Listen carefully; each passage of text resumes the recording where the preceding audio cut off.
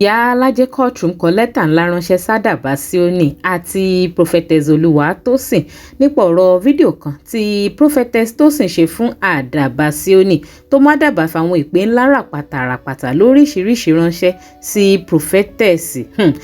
Nínú fídíò tí Prophetess Tosin ṣe ọ̀hún ni ó ti advice Adaba Sioni pé kó speak out tó bá nídìí ìyàwó kó má die in silence. In fact, Prophetess tiẹ̀ tún recommend the dating platform Lẹ́gẹ́ Miami fún Adaba. Ẹ bá mi check Adaba Sioni. Mi ò mọ̀ wọ́n rí o. Mi ò rí wọn rí lójúkorojú. But ẹ bá mi check bàbá yẹn jọ̀ọ́. Something tells me he's going through a lot. Ṣé rí àwọn aránṣẹ́ Ọlọ́run kọ́ lọ́n ṣàánú wa ni o. Ìgbéyàwó wòlíì lòkùnkùn máa ń dojúkọ jù. Adaba Sioni, sir, please speak out. We don't want to lose any prophet or prophetess again. We are not ready to lose anybody again. Please. Adaba Sioni, speak out, sir. Ohun tó bá wà ńbẹ̀ ẹ sọ̀rọ̀ síta ẹ jẹ́ káwọn èèyàn tó ẹ bá ní ìyàwó tẹ́ ẹ ní ìdí obìnrin ẹ fẹ̀mí ṣọ́nà. Eléyìí tẹ́mi yín bá ti mú má gbàdúrà sí ìgbéyàwó kankan mọ́ láyé tó wà yìí. Mo gbàdúrà sí mẹ́ta kò wọ́ọ̀kì fún mi. Please, speak out, sir. Mẹ́ta ẹ̀dá tẹ́mi gbàdúrà sí náà sọ fún mi pé ó dáa at the end of the day. Please. Ẹ má dúró pé kí láyé máa sọ kò sí tó kọ́ anybody. Bẹ́ẹ̀ èèyàn bá kú dànù ní ìsìn ayé máa padà sọ náà ni. Don't die in silence, please. Don't kill yourself, sir. Ẹ bá mi jẹ́ kí bàbá ẹ̀yin tẹ́ wà lẹ́kọ̀ọ́. Wọ́n kàn ṣe àwọn nǹkan kan láti máa múnú ara wọn dùn ni. Please. Check on him. Ẹ bá ní ìdí ìyàwó fúnra ara yín, you can get it. Kíní kan mi Lẹ́gẹ́ Miami. Kí lójú òrìrí kí ló ṣẹlẹ̀? Ṣùgbọ́n ọ̀rọ̀ advice yìí ló dàbí pé ó gbòdì lára Adaba. Ọ̀rọ̀ òun ò bá alàgbà yìí níbi tó ti dá torí tírélà ńlá ni wọ́n fi sẹ́ǹdì èpè lóríṣiríṣi ránṣẹ́ sí Prophetess Tosin lórí ọ̀rọ̀ fídíò yìí. Ẹ wo èpò òun pọ̀ o àfi kẹ́yìn èèyàn gan oyí dó borí gbọ́. Arábìnrin iṣẹ́ gbádùn ṣé ẹ wà ókè ṣá àbí gbogbo ń ṣe joyè olórí burúkú báyẹn fẹ́ máa fẹ́ trendy torí fẹ́ fi kú tèmi trendy ni ìwọ tó bá ń rokú sí mi wàá ṣáájú mi kú tó bá lọ bíríngì fídíò yìí bọ́lẹ̀ láàrin ọjọ́ mẹ́ta ó máa kú kó òjijì tọmọtọmọ ni.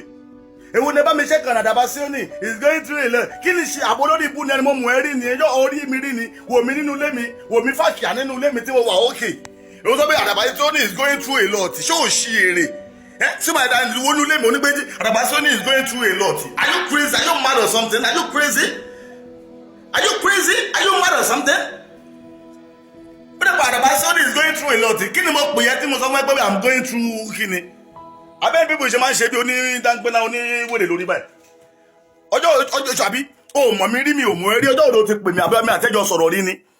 O fẹ́ ẹ̀dẹ̀mọ̀kọ́dé bá ti pé Adaba Sioni people will want to view you because you are looking for viewers ní ìsìn wá pariwo ẹ̀rẹ́ olórí burúkú ni are you mad or so olórí burúkú lélẹ́yìn ni. Because àbí ṣé o rókè ó ti rán kú sí mi ayé ẹgbà mi o woman yìí ti rán kú wá ní o kò dẹ̀ mọ̀ pé ikú tó ń rán wá mo di fún ikú ní oúnjẹ jẹ ikú ti gbàgbé sùn lọ ó ti jẹ́ kí ni ó ti bá tiẹ̀ lọ ìwọ tó wá rokú sí mi ìwọ ló máa ṣáájú mi kú o kì í jẹ ọkọ tó bá jí orí ara rẹ̀ ló máa jí ilé ìwọ ló máa ṣáájú mi kú lágbọ́dọ̀ lọ. náà láti lè settle mátà yìí láàrin àwọn méjèèjì Ìyá Alájẹ courtroom ti fi settlement letter ránṣẹ́ sí àwọn méjèèjì o nínú fídíò ìlédè tí máa find out mẹ́sẹ̀gì Ìyá Alájẹ sí àwọn méjèèjì. Gbogbo ẹ̀yin tẹ́ ṣe ń darapọ̀ mọ́ ìkànnì DigiNaija television ẹ máa bá mi click lórí subscribe and follow button tó wà lójú ìwòran yín kẹsì máa bá mi like and share ètò yìí. Fọ́nrán Ìyá Alájẹ courtroom tí wọ́n fi kọ lẹ́tà sí Adaba Sioni àti Prophetess Oluwatosin lórí èpè tí wọ́n fi ránṣẹ́ síra wọn. Ohun rèé ẹ jẹ́ àjọwò. Adaba Sioni ẹ jẹ́ kí n sọ kinní kan fún yín fídíò àkọ́kọ́ tẹ́ ẹ ṣe yẹn yóò bá sọ pé ọ̀rọ̀ ló ń bá mo kó mo rò wá bí n bá ṣe sọ mo fẹ́ kẹ́ ẹ gbà bẹ́ẹ̀ fún mi. Fídíò àkọ́kọ́ tẹ́ ẹ ṣe yẹn wà lámì kí ọkùnrin máa sunkún báyẹn kí ló lè fà á tí ẹ bá ní káwọn èèyàn sọ kí wọ́n tú bírú ẹ̀ bá ṣẹlẹ̀ òun ni pé arákùnrin tó ṣẹlẹ̀ sí tàbí arákùnrin tó ṣẹlẹ̀ sí kí ọkùnrin tó jáde sórí social media kó máa sunkún ó ní láti ní àwọn kankan tó jẹ́ ìlà kọjá tàbí àròkàn because báwo lèèyàn ṣe máa jáde sórí social media tó máa sunkún ká máa sọ̀rọ̀ tá lè máa sunkún. ó wà lámì for real. Tó bá jẹ́ pé lọ́jọ́ tẹ́ ṣe yẹn pé mo bá rí fídíò yẹn ni I would have called you to ask you pé ẹ̀gbọ́n ṣé ò sí o mo rí fídíò kan tẹ́ ṣe. Ṣé rí tọ́rọ̀ ẹ bá ṣẹlẹ̀ ní ìlú tá wà yìí gbogbo ẹbí àtàrà tó bá rí ló máa lọ check on that person. Checking on someone does not mean wípé èèyàn fẹ́ kẹ́ni yẹn kú. Kódà tí tó bá jẹ́ pé lórí ká ní pé English ni ká pé ní Amẹ́ríkà tí mo wà yìí lẹ́nìkan bá jáde tó bá ṣe irú fídíò tẹ́ ṣe yẹn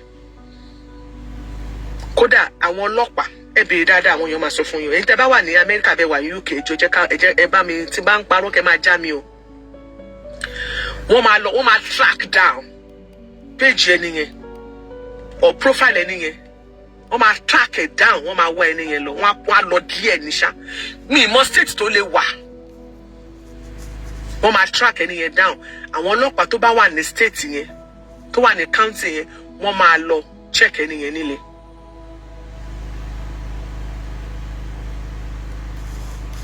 Ṣé wá rí fídíò tẹ́ ẹ ṣe tí arábìnrin yẹn jáde tó sọ̀rọ̀ bóyá bí wọ́n ṣe gbé kalẹ̀ yẹn lẹ ṣe bí bínú ṣùgbọ́n checking on you does not mean wípé bóyá ẹni yẹn ro ikú sí yín àbò fẹ́ kí nǹkan kan ṣe yín ẹni tí ò bá fẹ́ kí nǹkan ó ṣèyàn tó bá fẹ́ rèèyàn ló máa sọ pé please check on someone. I remember vividly on this show on this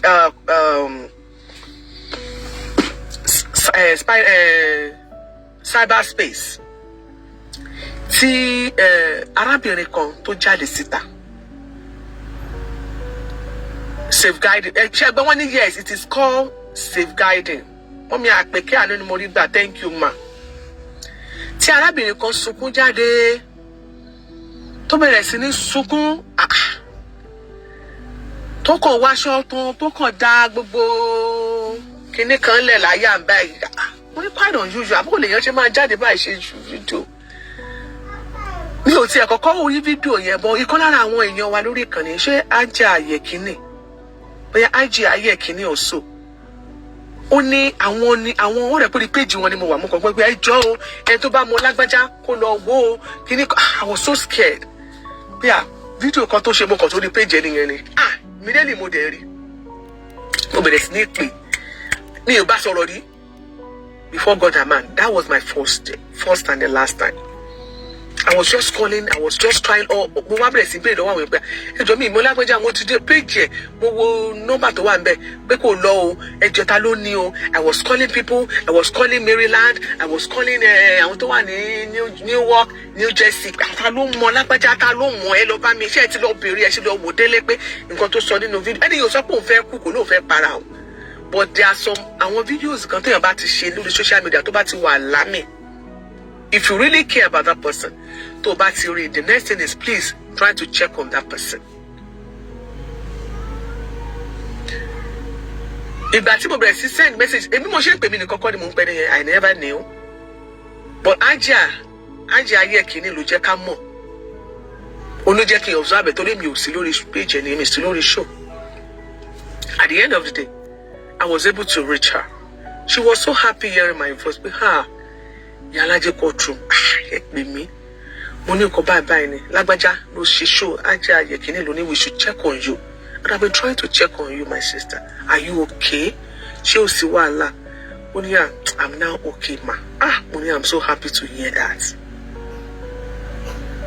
mo ní please if you need someone to talk to don't hesitate to call me if you need a crying shoulder please call me we can talk about it. And I prayed for her. She was so happy. I left her smiling, laughing. Geez, I just saw, wow. I was happy doing that. That I checked on someone. Yeah, it's not a big deal.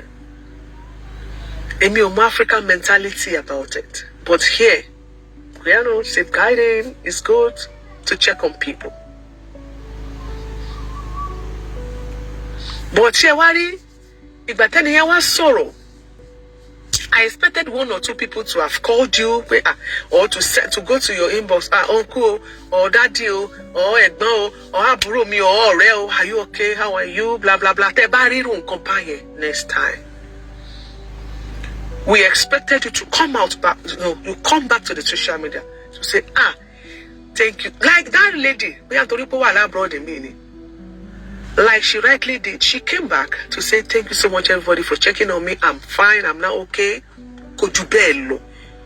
The next thing you to do is just to come out to the social media. Okay, Adaba Oluwatosin, when I won't remember that time. You just come to the social media. Let's say, Shigo, thanks so much for checking on me. I'm fine. I won't go to Thank you so much, everyone. Thank you so much. Thank you, everybody. Otito.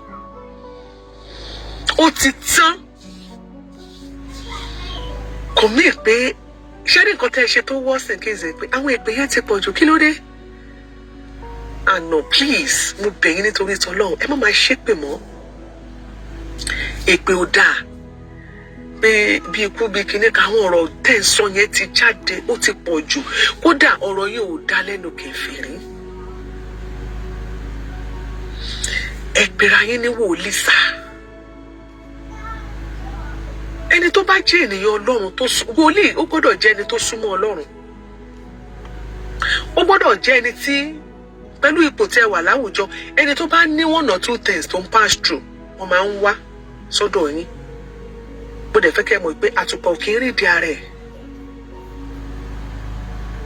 èyàn ò lè máa lọ sí church lójoojúmọ́ kó máa lọ sí mọ́ṣáláṣí lójoojúmọ́ kó máa lọ bá Malik àbí ìmáàmù ẹ gbàdúrà fún mi ó dẹ̀gbà ẹ lọ bá pásítọ̀ ẹ gbàdúrà fún mi ẹ ṣàdúrà fún mi kó máa lọ bá àfáà lójoojúmọ́ ẹjọ́ bá ń ṣàdúrà báyìí ẹjọ́ bá ń ṣàdúrà ẹ ṣàdúrà sọ pé kó ń ṣe nǹkan báyìí fún ẹ lójoojúmọ́ òun ló ń bá pásítọ̀ ẹ gbàdúrà ìjẹ́wọ́ gangan fúnra rẹ̀ òun gbàdúrà fún àwọn tí wọ́n gan lọ ń bá yẹn ṣé òrò báwọn náà ò ní báwọn náà ń pass through ni bọ́rọ̀ ilé ayé ṣe rí nìyẹn so checking on you does not mean wípé baby you are please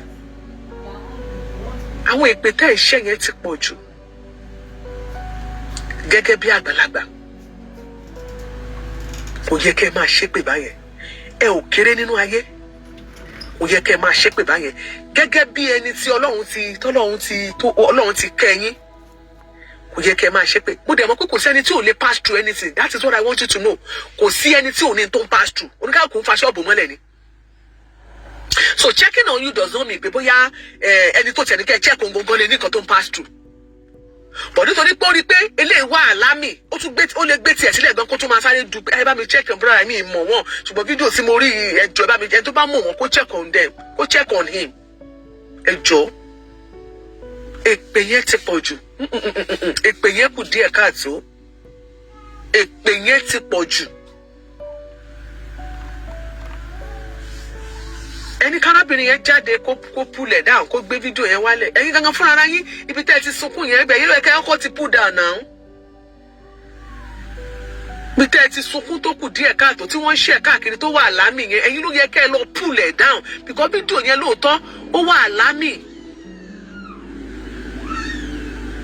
ó call for attention emergency attention gangan ni ibi yonder emergency ló máa gbé sí ẹjọ́ èpè ó dáa kí la fẹ́ pè ṣe. ó lágbára abẹ́rẹ́ wípé ọ̀rọ̀ yìí lágbára ó gbọ́ ẹnu tán ẹ̀yin èèyàn kí lẹ lérò nípa advice tí ìyálájé tán fún Adaba Sioni àti Prophetess Oluwatosin ẹ máa bá mi jù sí comment ṣùgbọ́n ká tó wá máa lọ ẹ já ka comment kan àbí méjì lábẹ́ fídíò yìí kọ́mẹ́ntà kan rèé Bọ́láńlé Ayẹni ó ní yes I remember our lovely sister in Maryland ìyẹn túmọ̀ sí wípé ẹni yìí rántí example obìnrin tán ló ké gbàjarè wá sórí social media tí ìyálájé tí wọ́n give another person Princess Ade ó ní wòlíì my foot ó ga o ta ló ń bá wí gan ṣé Adaba Sioni ni àbí Prophetess Oluwatosin ó lágbára Elizabeth Amos náà ní àwọn wòlíì èké ta ni wòlíì èké nínú Adaba Sioni àti Prophetess Tosin. Oríṣiríṣi. Another commenter Olorunbomi Quadri ó ní yes you are right. Ọmọtáyọ̀ Bímbọ́ ó ní by their fruit we shall know them and by the words of their testimony. Majority does not know Christ or have any personal relationship with him, talk less of being called a minister of God. Oglagbara ẹ̀yin èèyàn oríṣiríṣi opinion ló ṣàwà lábẹ́ fídíò Ìyálájé níbi tí wọ́n ti bá Adaba Sioni àti Prophetess Oluwatosin sọ̀rọ̀. Kí ló opinion ti yín? Ẹ máa bá mi fi sí comment. Ẹ má gbàgbé láti máa bá mi click lórí subscribe and follow button tó wà ní ojú ìwòran yín. Kẹ̀sì máa bá mi share and like video kó máa lọ lórí ayélujára. Ire o.